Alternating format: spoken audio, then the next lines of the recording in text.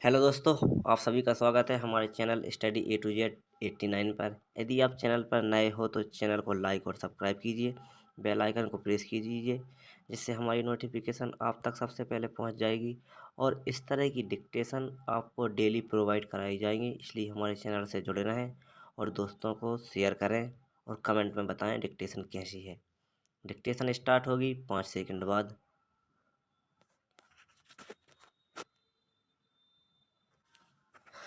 माननीय सर्वोच्च न्यायालय का निर्णय इस देश के हेतु एक कानून के समान है, जिसकी पालना करना प्रत्येक न्यायालय हेतु बाध्यकारी है और देश की सभी सिविल संस्थाओं और न्यायिक अधिकारियों की जिम्मेदारी है कि वे उसकी पालना करें। संविधान में इस व्यवस्था का उल्लेख किया गया है। इन संवैधानिक प्रावधानों के दायरे में हमें कोर्ट के निर्णय में दी गई टिप्पणियों पर विचार करना चाहिए। माननीय न्यायालय के निर्णय में यह टिप्पणी विचारणीय है, जहां यह कहा गया है, इस केस में कुछ रहस्योद्घाटन से पता चलता है कि एक बड़े पैमाने पर पैसा गलत ढंग से कमाया गया है और नेताओं ने जो भ्रष्टाचार किया है वह उनका दैनिक आचरण ही बन गया था और ये लोग बिना भय के निडर होकर देश की संपत्ति को नोच रहे थे। इस संकेत को हमें समझना होगा।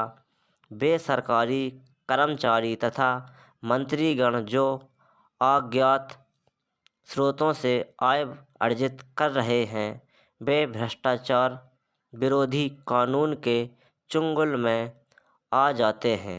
ऐसे लोगों पर इस निर्णय के अनुसार कार्यवाही की जानी चाहिए जब तक देश के लगभग 100 लोगों को भ्रष्टाचार के आरोप में सजा नहीं होगी। इस देश के ये भ्रष्टजन भ्रष्ट आचरण में लिप्त रहेंगे और जनता का शोषण करते रहेंगे। पैरा सर्वोच्च न्यायालय का ध्येय वाक्य सत्यमेव जयते है। गांधी जी ने सत्य को भगवान का स्वरूप माना था और अहिंसा से भी उच्च रखा था। हमारे धर्म शास्त्रों में स्पष्ट रूप से व्यक्त किया गया है कि धर्म की नींव आचरण की शुद्धता पर है, क्योंकि यदि कोई धार्मिक कहलाने वाले साधु चरित्रहीन हैं तो वह संत हो ही नहीं सकता। अंग्रेजों के शहादत के कानून में यह व्यवस्था है कि यदि कोई व्यक्ति झूठ बोलता है कि उसका बयान पूरी ही नहीं माना जाएगा, किंतु हमारे देश में व्यक्ति शपथ लेने के बाद झूठ ही बोलता दिखाई देता है। ऐसे कोई अपवाद ही होंगे जो कि झूठ नहीं बोलते होंगे। न्यायालय को यह अधिकार है कि वह भूसे से दाना निकाल कर सत्य को उजागर करे। एक बहुत बड़े प्रश्न को न्यायालय ने सुलझाया कि यदि कोई लोक सेवक उपहार लेता है तो वह भ्रष्टाचार को कानून के तहत अपराध है तथा इस दलील को भी नहीं माना कि उपहार पर आयकर देने मात्र से वह वैध आय को जाती है। यह स्पष्ट संकेत है जिसके आधार पर राज्य के सभी लोक सेवक व मंत्रियों के तथाकथित भ्रष्टाचार पर लगाई लगाम है।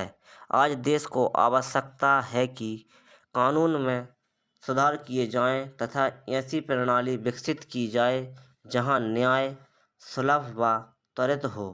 आशा की जा सकती है कि माननीय सर्वोच्च न्यायालय का ध्येय वाक्य यथार्थ में बदलेगा और सत्यमेव जयते की ध्वनि सभी न्यायालयों में सुनाई देगी। इस देश की सबसे शक्तिशाली संवैधानिक संस्था सुप्रीम कोर्ट है। इसका ध्येय वाक्य सत्यमेव जयते है। सत्य की सदा जीत होगी। डिक्टेशन समाप्त। Full stop.